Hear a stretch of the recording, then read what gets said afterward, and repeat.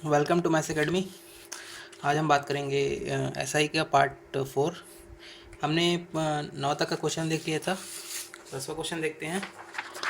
10वां देखिए क्या बोल रहा है कि 5,000 रुपये साधारण ब्याज की एक निश्चित दर पे देने पे और 4,000 रुपये इस दर से 1% अधिक वार्षिक दर पे देने पे दिया गया उधार दिया गया। तो यदि 4 वर्ष में दोनों का साधारण ब्याज समान हो तो पहला धन किस वार्षिक दर पे दिया गया। ठीक है,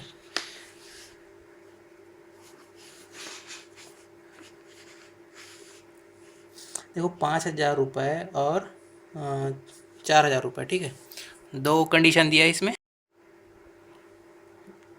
देखो 5,000 रुपये है और एक सेकंड, 5,000 रुपये और 4,000 रुपये, दो कंडीशन। ठीक है, आपका एक ब्याज जो है, ठीक है, कुछ भी ब्याज आएगा 5,000 रुपये मान के चलो 8% हिसाब से आई ब्याज आता है। वैसे ही दूसरा कंडीशन क्या है, 4,000 रुपये। ठीक है, 4,000 रुपये का एक एक जो है ज़्यादा होना चाहिए। ठीक है, सेकंड वाला कंडीशन बोल रहा है कि आर जो है एक ज़्यादा होना चाहिए, तो आर प्लस 1%, इसमें R%, तो ये हो जाएगा आई। तो देखो आई आई तो सेम है ना, इसमें बोल रहा है दोनों साधारण ब्याज समान हो, बोल रहा है कंडीशन दिखा है, तो आई आई दोनों क्या है, सेम है। तो आई के लिए फार्मूला मैंने क्या बताया था, पी का RT इक्वल टू आई होता है। फार्मूला क्या बताया था मैंने, आपको याद होगा फार्मूला पहले भी। पी का RT करते हैं तो क्या होता है, आई होता है। तो देखो यहाँ पे समय तो बताया नहीं गया है ना, कि वार्षिक दर पे माना एक वर्ष, तो समय क्या है यहाँ पे, टी क्या है 1। तो यहाँ पे अब फार्मूला क्या हो जाएगा, P into R equal to I. ठीक है, टी का मान 1 रखेंगे तो P into R equal to I हो गया। तो यहाँ पे क्या है, P इंटू आर। ठीक है, तो P इंटू आर, इधर भी क्या हो गया, P इंटू आर। ठीक है, जो दिया रहेगा उसके हिसाब से ना। तो यहाँ पे P क्या है फर्स्ट कंडीशन में हमारा 5,000 और R क्या है, R है। ठीक है, इसमें क्या है सेकंड कंडीशन में, इसमें 4,000 और R क्या है, यहाँ पे R जो है हमारा R+1 है। ठीक है, ये तो फार्मूला है ना, दोनों फार्मूला है, हमने पुट यहाँ पे किया है तब ऐसे आएगा। ठीक है, मैंने समझाने के लिए किया है, वैसे आप सॉर्ट कर सकते हैं। और देखो अब R का वैल्यू निकालना है, तो देखो एक कितना हो जाएगा, 5,000 R, और ये इसको थोड़ा फैला लो, इसको ओपन कर लो ब्रैकेट को, 4,000 R प्लस 4,000। तो देखो 5,000 R है इधर, 4,000 R है इधर, आएगा तो क्या हो जाएगा, माइनस हो जाएगा। तो माइनस होएगा तो क्या होगा, 1,000 R बचेगा। 1,000 R बराबर, इधर क्या है 4,000। देखो ट्रिपल शून्य कटा, तो R का मान कितना है 4, तो R का मान कितना होगा 4%। ठीक है, ए आंसर होगा 10वां का। अब 11वां देखते हैं। देखो किसी 11 बोल रहा है, किसी धन का साधारण ब्याज की एक विशेष दर से 3 वर्ष का मिश्र धन 4,025 तथा 6 वर्ष का मिश्र धन 4,550 रुपये है, तो ब्याज की वार्षिक दर कितनी होगी। ठीक है, तो देखो इसमें भी कंडीशन तो नहीं है, लेकिन दो प्रकार से ही पूछ रहे हैं, मतलब ये देखो किसी धन का साधारण ब्याज, धन मालूम नहीं है तो पी ले लो, 3 वर्ष में सॉरी मिश्र धन बोल रहे हैं ना, 4,025 रुपये। ठीक है, मिश्र धन वो भी कितने वर्ष में, 3 वर्ष में, 3 ईयर। उसके बाद 6 वर्ष में, 6 वर्ष में कितना बोल रहा है, 4,550 रुपये 6 वर्ष। ठीक, अब देखो ये जो है ठीक, हाँ 3 वर्ष ये है, 6 वर्ष ये है, तो मतलब क्या हुआ, यहाँ से यहाँ तक जाने में 3 वर्ष, यहाँ से यहाँ तक जाने में ये भी क्या हो जाएगा 3 वर्ष, 3 वर्ष। तो देखो यहाँ पे 3 वर्ष में हमको क्या निकालना है, हम 1 वर्ष का निकालेंगे तो हमारे लिए आसान होगा ना, 1 वर्ष का निकालेंगे तभी तो आसानी से बन पाएगा। इसलिए जब भी ज़्यादा वर्ष से दिया रहता है तो 1 वर्ष का निकालते हैं पहले। तो यहाँ पे 3 वर्ष का हमको मिल गया है ब्याज। ठीक है, 4,025 से 4,550 रुपये हो रहा है, तो ये क्या होगा, 3 वर्ष में कितना ब्याज मिला, देखो ये मिश्र धन है, ये मिश्र धन है, लेकिन ब्याज कितना, मतलब ये देखो 4,525 और थोड़ा सा बढ़ा है, देखो ₹525 इसमें बढ़ गया। 3 साल में कितना बढ़ गया? ₹525 बढ़ गया। तो वही हमारे कॉन्सेप्ट के हिसाब से क्या होता है? ब्याज होता है, ठीक है। कोई भी धन के ऊपर कुछ वर्ष में जो राशि बढ़ती है वो क्या होती है? ब्याज। तो देखो यहाँ पे कितना रुपये बढ़ा? ₹525 बढ़ा। कितना वर्ष में? 3 वर्ष में, ठीक है। 3 वर्ष में बढ़ा तो 1 वर्ष में कितना होगा? 3 से कटा लो आप, 3 से कटा लो इसको, 3 से तो हो जाएगा 3 एकम 3, 2 3 7 21, 3 सब, हाँ तो ₹175। तो देखो 1 वर्ष का हम निकाल लिए, ₹175 हुआ। तो ₹175 1 वर्ष में। तो देखो हमारा ब्याज जो होता है कैसे निकलता है? मूलधन में, ठीक है। मूलधन में हम निकालते हैं किसका? मूलधन में जितना परसेंट होता है वो ब्याज होता है, ठीक है। मूलधन में RT करके होता है ना, RT = I। तो मूलधन में R × T जो होता है तभी I निकलता है। तो यहाँ पे मूलधन क्या है अपने को पता नहीं है, तो हम जो है मूलधन तो पता कर सकते हैं आसानी से। देखो यहाँ पे 3 साल में ₹4025 है। तो इससे 3 साल में जितना हमारा ब्याज हुआ रहेगा उसको डिफरेंस करके ला लेंगे यहाँ पे, तो P निकल जाएगा। देखो 3 साल में हमारा कितना ब्याज है? ₹525 दिया था, ठीक है। तो ₹525 इन दोनों के बीच का डिफरेंस है, तो ये भी इन दोनों के बीच 3 साल है, तो इन दोनों के बीच का डिफरेंस कितना हो जाएगा? ₹525, ठीक है। तो 4025 में आप 525 को हटा दीजिए तो कितना आ जाएगा? 3500। तो ये 3500 हमारा क्या हो जाएगा? मूलधन। तो देखो मूलधन हमारा निकल गया है 3500। तो 3500 में कितना परसेंट लगाएंगे तो वो ब्याज होगा, ठीक है। 3500 में कितना परसेंट? 1 साल में कितना हो रहा है हमारा? ये जो है ब्याज, सॉरी, 1 साल में ब्याज हो रहा है हमारा 175, ठीक है। तो 3500 लिख लो P का मान। R का मान हमको मालूम नहीं, T का मान 1 वर्ष, और I कितना है? ₹175। तो R का मान निकाल लीजिए। तो 3500 को नीचे ले जाइए। अब देखो ये R रेशियो में आया। अगर इसको कन्वर्ट करना चाहो परसेंटेज में तो क्या करेंगे? 100 का गुणा, तो परसेंट में कन्वर्ट हो गया। 100 कट गया और 35 से कटा लो, ये कितना बार में जाएगा? 7 से 35 से डायरेक्ट कटा लो। 3 पंचे 15, 5 25, हाँ 5 बार में जाएगा, तो ये हो जाएगा 5% R का मान, ठीक। 5% आया होगा, ये आंसर है। अब नेक्स्ट देखते हैं 12वां क्वेश्चन। 12वां क्या बोल रहे हैं देखिए। किसी धन का साधारण ब्याज की एक विशेष दर से 3 वर्ष का मिश्र धन है इतना, और ₹2300, और 5 वर्ष का मिश्र धन है ₹2500। तो मूलधन कितना है? तो मूलधन हमको मालूम नहीं है, ठीक है। P ले लो। ये जस्ट मेरे ख्याल से 10वां टाइप का ही क्वेश्चन लग रहा है, अब बन जाएगा। भी थोड़ा डिफरेंट है। देखो इसमें मूलधन पूछा है, बाकी क्वेश्चन सेम है। P हमको मालूम नहीं, ठीक है। 3 वर्ष का मिश्र धन ₹2300, ₹2300 लिख दिए। ये 3 वर्ष, 3 ईयर।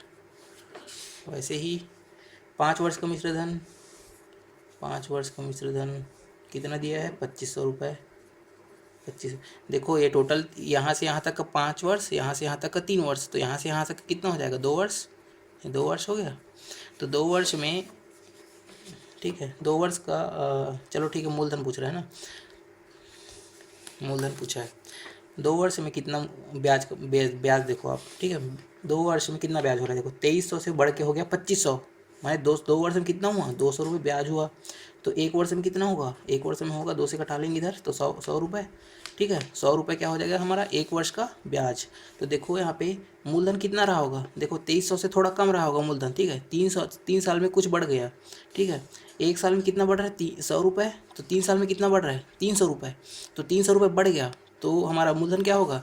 ₹2000, ठीक है। ₹2000 होगा मूलधन।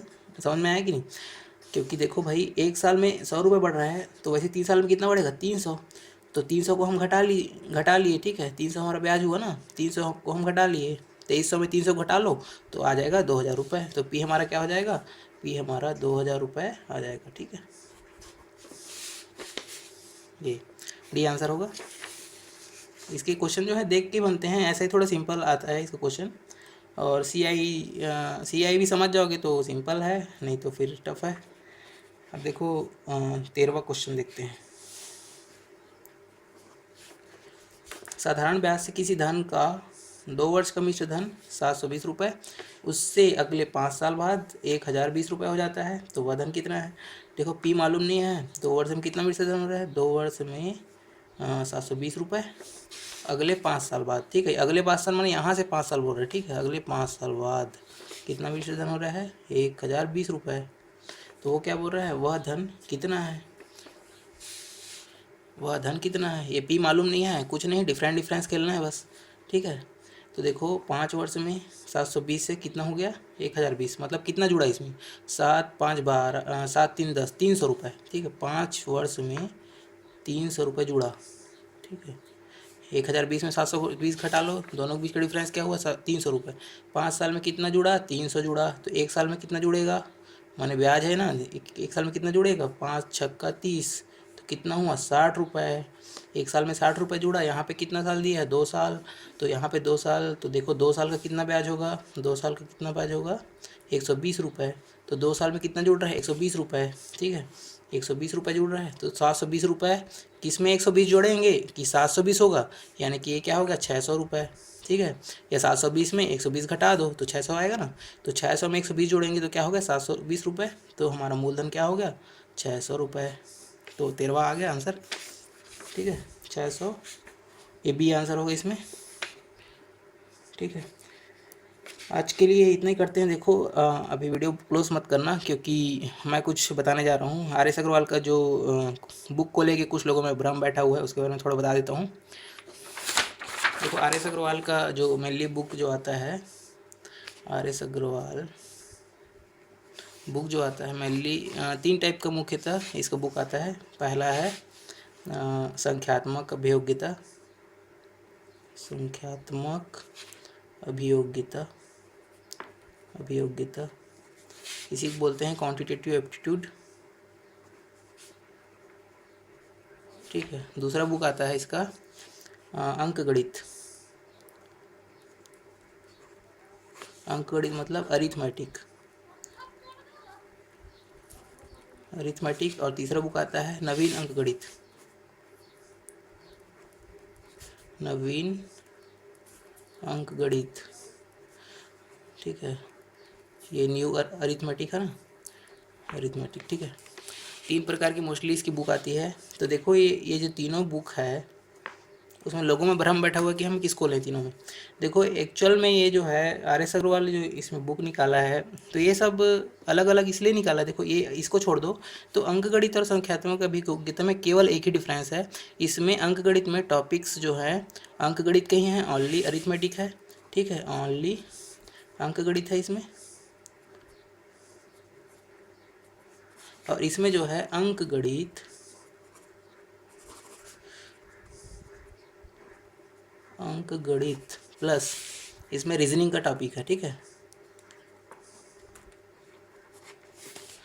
अंकगणित और रीजनिंग दोनों का टॉपिक है। तो इसमें ज़्यादा टॉपिक है, इसमें कम टॉपिक है, और ज़्यादा कुछ फ़र्क नहीं है। क्वेश्चन सब लगभग सभी समान है। और देखो नवीन अंकगणित जो बुक आई है, उसमें न्यू क्वेश्चन ऐड है।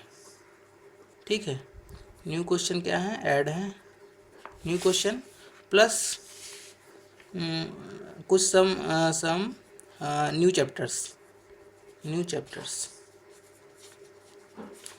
चैप्टर्स में एडवांस मैथ्स। ठीक है, एडवांस मैथ्स कहने भर का है ना, एडवांस मैथ्स एक्चुअल में नहीं है। वो एडवांस मैथ्स टॉपिक के नाम से है, लेकिन जैसे कि अलजेब्रा, ठीक है, बीजगणित हो गया,